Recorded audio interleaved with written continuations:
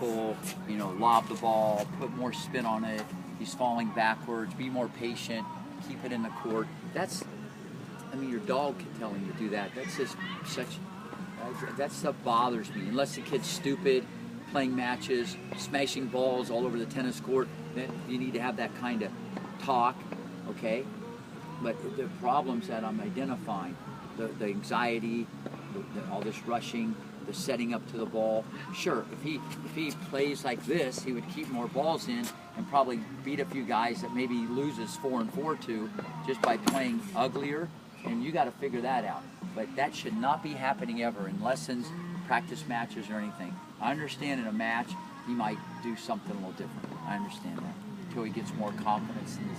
But you just don't want someone saying, "Hey, higher over the net on every ball," and be more patient and keep it in. Because you don't want for him to all of a sudden be doing this and be doing that, and he's developing. It's kind of like a Band-Aid, and he might be winning a little more or doing a little better, but he might be getting worse. And this is what I see. At the same time. Huh? At the same time. Same time. And I just see it all the time. I want to make sure that he's building something because he's going to dial it back in a match anyways. You know, nerves and pressure make people a little bit like that. So he'll probably do some of these things anyways. That's why you got to make sure in practice, we're building this house. This is what you want this to look like. And that's kind of what I'm explaining now. And the technical part has gotten better.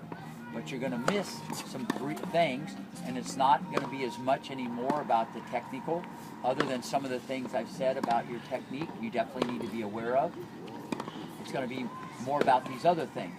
But all that being said, I don't think you should play 10 feet behind a baseline and just start flipping the ball all over the place, even though that would be effective. If you use your speed just to frustrate people and get balls back, he wouldn't have anything to think about. He'd be trying not to lose, and you'd probably win. That's probably what would happen. And you see that crap a lot, especially 10, 12, 14.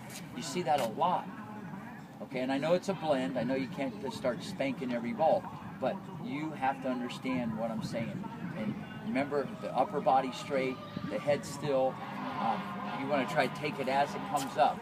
But that's harder to do, so it's still going to be some rough sledding.